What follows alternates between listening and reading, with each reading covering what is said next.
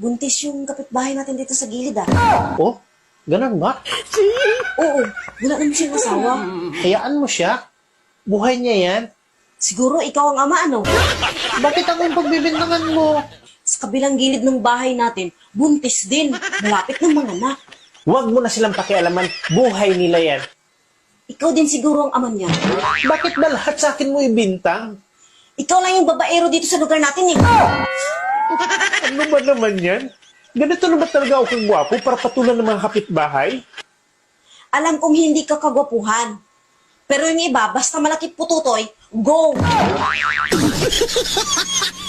Baka yung pinsan at mga kapatid mo. Dahil buntis sila, ako ang pagbibintangan mo. Pwede rin. Baka ikaw nga. Mahilig sa malaki ang mga yun eh.